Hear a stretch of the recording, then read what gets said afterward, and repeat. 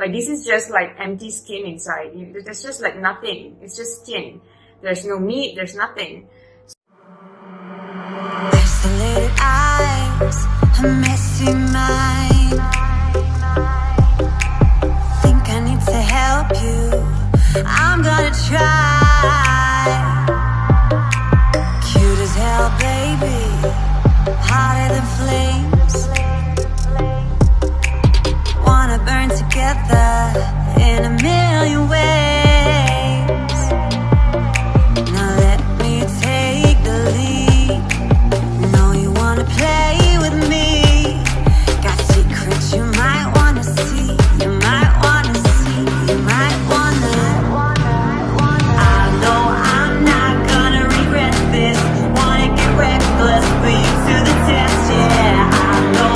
The doctor told my parents that I would be very tall, and it happened. I'm about 180 centimeters tall right now. It rise, which was set for 5 people. Every single day, my parents would buy me something which was super unhealthy. And yeah, I started gaining weight so much. At the age of 7, I was 60 kgs. For example, my friends would call me names such as barrel and pig and cow. When I was the age of 13, I was 104 kgs. Really demotivated. I really had to do something about my weight, or else it's going to be difficult for me to actually conceive or get pregnant in the future. So now I'm pretty sure all of you guys are actually wondering, how did Joanna transform from that to this? I started eating back again, and I started damaging myself so much more.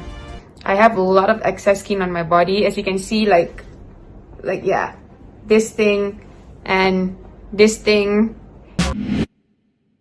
Hello friends, myself Gauri and welcome to फिटस्टैंड।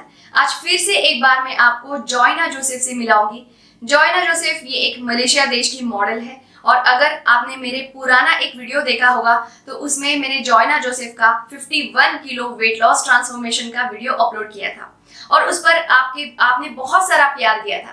तो वजन कम करने के बाद वो अब उस weight loss को कैसे मेंटेन कर रही है, और फास्ट वजन कम करने की वजह से उसकी काफी ज्यादा स्किन लूज हुई थी, फिर वो हाथ पर हो या जांघों पर हो या पेट पर हो।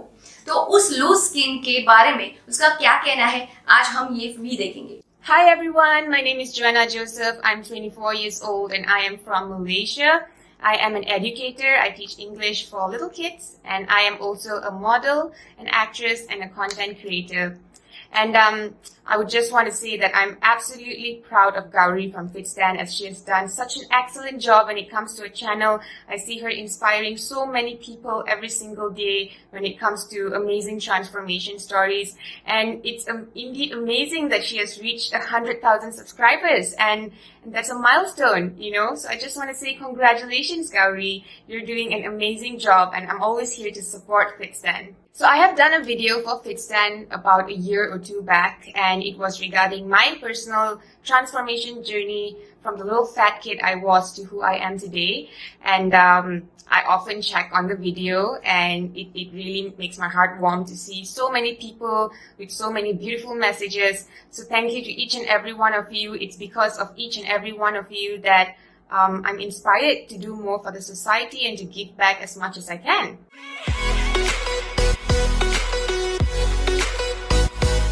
For those of you who are coming across this video for the first time and are wondering, like, what is Joanna talking about? What video was that? Let me just give you a brief little introduction about my story so you guys can get to know me a little bit more. I'm the only child in my family. I have a very small family. It's just me, my mom, my dad, and my dog, you know. And I'm the only child. So when I was born, I was a pretty skinny kid, and I had an eating disorder where I could not eat much.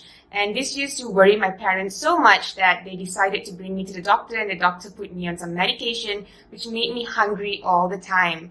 And because of that, I started overeating and I couldn't stop. At the age of 7 years old, I was obese. I was about 60 kgs heavy, and that led me into the whole bullying phase in school, as when you're 7 years old, you enter your primary school in Malaysia, And then when you're 13 years old, you enter a secondary school. So back in primary school, I used to face a lot of bullying because of my size and because of how I looked like, and also because of my inability to actually speak our national language back then. I grew up speaking in an English-speaking community, so it was a little difficult. But over time, I managed to, pick up the language and learn a little bit by myself. But that did not stop the rest of the children and also teachers from bullying me because of my weight and because of my looks. So when I was really little, it kind of did not register that, what I was going through was actually bullying, because I thought that it was something normal that kids go through in school. But it got really bad when I reached my secondary phase of life. When I was 13 years old, I was about 104 kgs heavy, and I was the fattest girl in my school. It was super hard to make friends. I found it so hard to communicate with people. And that was when insecurity started hitting me really badly, seeing other women who could afford beautiful dresses, who could wear whatever they want. And of course, when you're a teenager, the topic of boys come up, and all of them had boyfriends and whatnot. And there was me, feeling really, really upset and insecure because I could not fit in. And that went on for a while, and I fell into depression where I started self-harming myself, and I attempted suicide for a couple of times, thinking that my life is never going to change. And when I was a teenager, I was pretty much an introvert, where I found it really, really difficult to open up to people or speak to them about problems, and that did not help either. So at the age of 15, I kind of told myself that, what?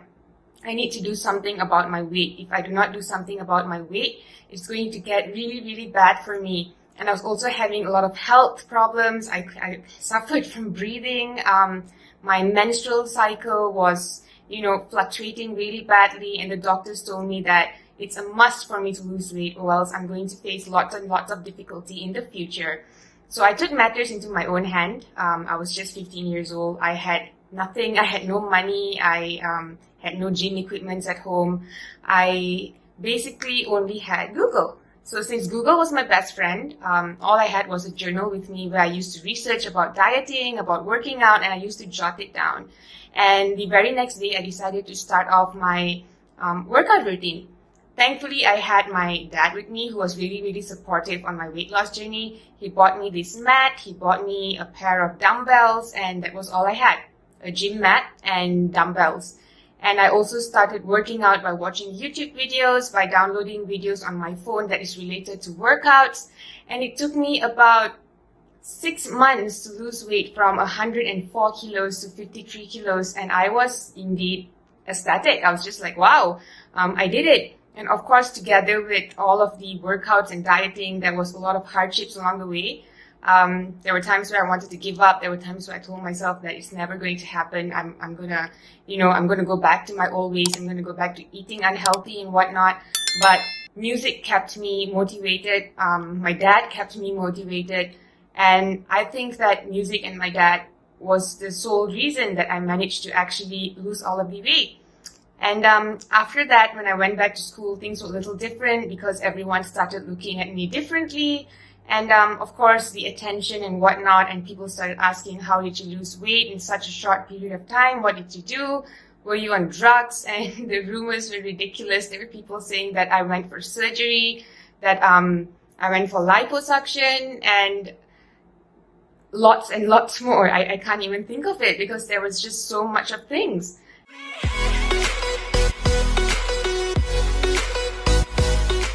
So now let's move on to the dieting sector. A lot of you guys have asked me questions about my diet and whatnot.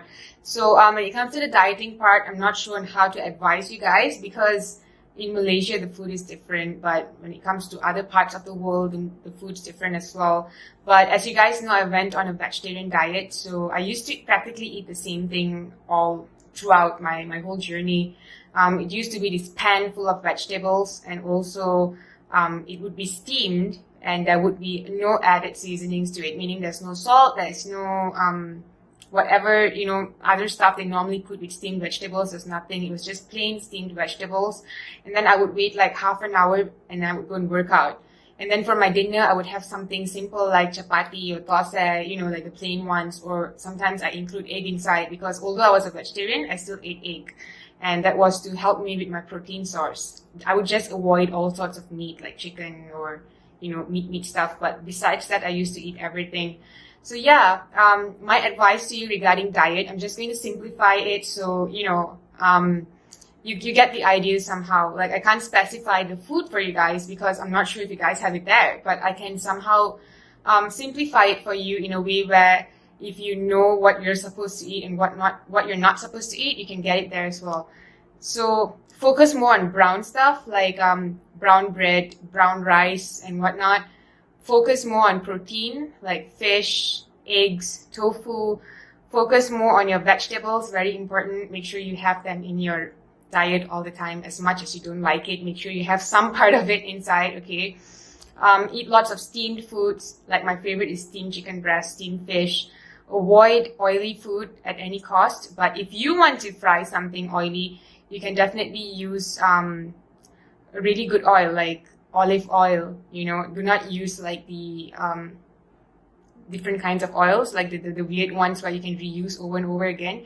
Try to not reuse oils as much. Try to always use new fresh oil, but healthy oil, like olive oil, sunflower oil, and whatnot.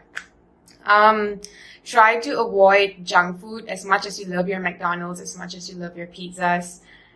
It's a huge when it comes to dieting. So try to cut down if it's possible. Takes time, but yeah, try to cut down.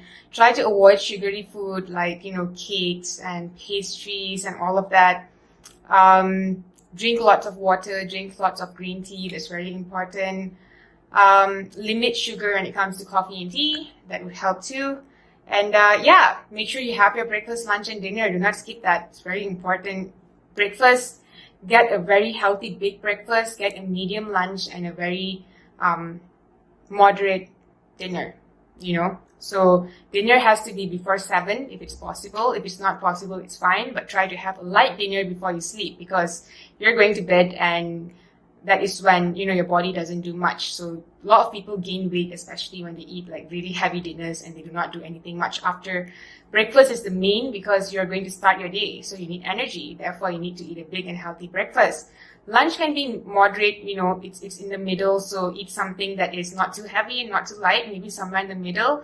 A lot of people have came up to me asking me about rice. And I would say that rice definitely is a reason why people gain lots of weight, which is why if you are a rice person, I would suggest you to definitely switch from white rice to brown rice because brown rice is a lot more healthier.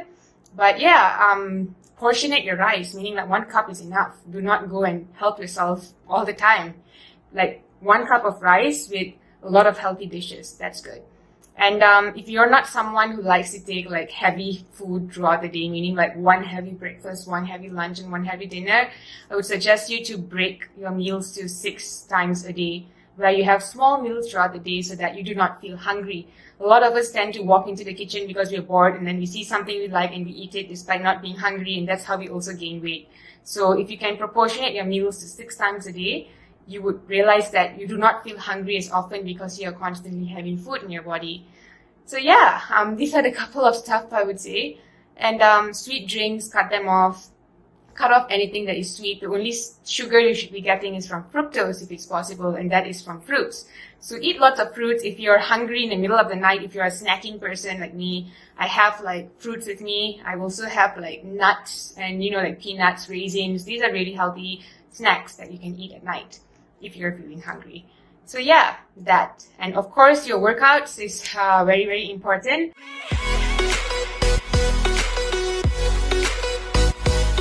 Alright, so some of you guys have also been asking me about loose skin or excess skin, can be called in 2 ways. So loose skin happens when you lose weight in a very short period of time, where your body does not have time to actually, how do I put it, like move accordingly to your muscles and whatnot. So I suffered from that. I have tons and tons of loose skin. I have it in my arms, similar to this arm. I have it on this arm as well, but I can't raise it because I just got vaccinated. But I also have it on my tummy, and I also have it on my thighs. And I used to feel really, really, really insecure when it came to my loose skin because other people did not have it, and it kind of like tends to look weird when you're wearing like a, short-sleeved outfit because you can clearly see it jiggling all the time. And I've had friends who make fun of me, who come up to me doing like, oh my god, you're so fat kind of things. And that kind of like really demotivated me, honestly. And I know that I should be proud of it because this is a product of my weight loss, but that was something I did not realize back then. But over time, I kind of realized that this is indeed a product of my weight loss, and this is the actual proof that I did not go through surgery of any kind, and I'm proud of it. And together with the excess skin, that also came like lots and lots of stretch marks, as you guys can see. And I used to also get bullied, especially being in the modeling industry, where people think that, you know, you should be perfect, your body should be perfect, your face should be perfect. It was really, really hard, and I had a lot of criticism from people, you know, and it kind of like did put me in depression and whatnot. But then I told myself that, you know, I'm proud of myself. Like, the reason this exists is because of my hard work, and I think that people should be more of inspired when they look at that compared to like, you, oh my god, her body's ugly kind of thing.